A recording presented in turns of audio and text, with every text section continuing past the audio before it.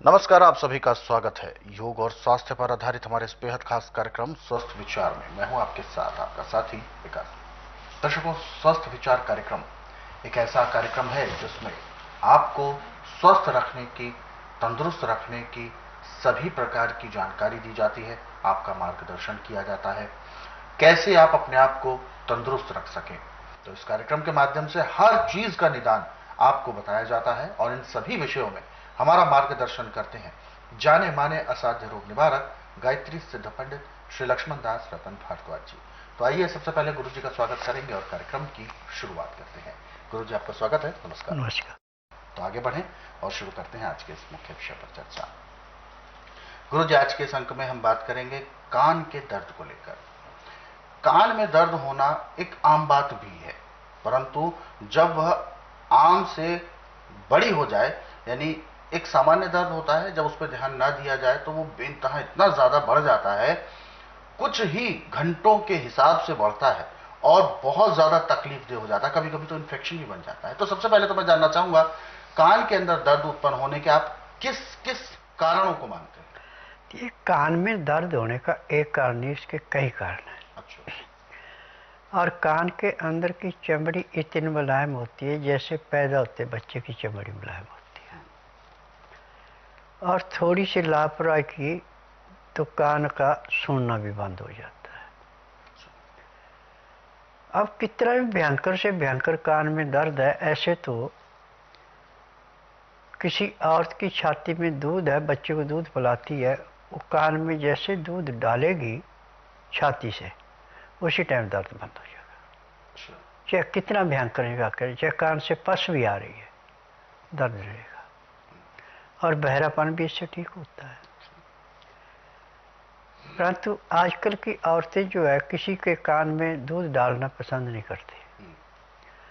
उनको चाहिए कि 50 ग्राम सूखी बेलगिरी को कूट के पाउडर बना लें।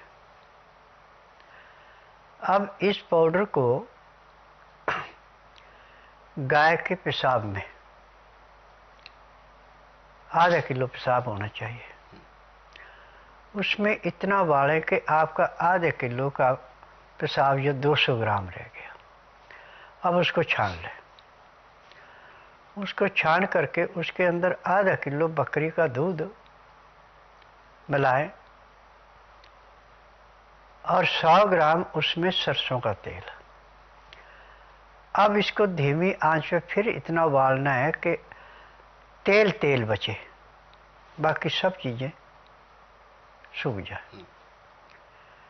अब नीचे उतार के जब 15 से 18 डिग्री गर्म रह जाए तो इसको कपड़े से छान लें, और छान करके इसके अंदर ग्राम 1.5 ग्राम देसी कपूर पीस के मिला दें और इसको ढक के रख दें।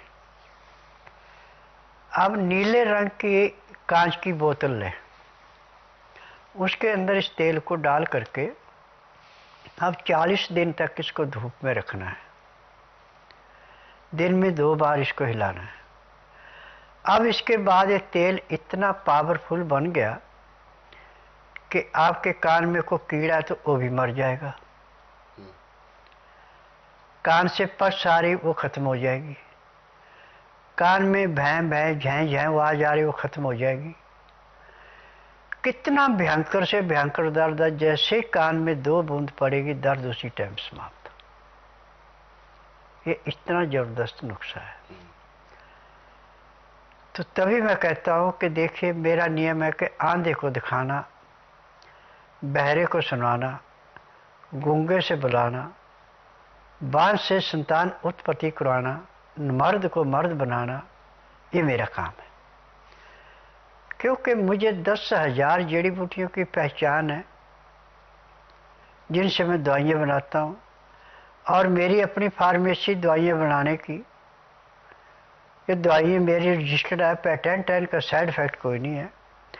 सबसे बड़ी बात यह है कि इन दवाइयों की एक्सपायर डेट नहीं होती। अब ये जो कान का तेल बनेगा, चाहे 10 साल भी आपके पास रहे, इसकी कोई एक्सपायर डेट नहीं है। बशर्ते है कि न ज़्यादा गर्म न ज़्यादा ठंडी जगह पर रखना है। और तेल जब भी कान में डालना ये तो ना ये गर्म हो ना ज़्यादा ठंडा, वो डालो। और जैसे कान में जाएगा सेकंडों के हिसाब से वहाँ की दर्द खत्म हो जाती है।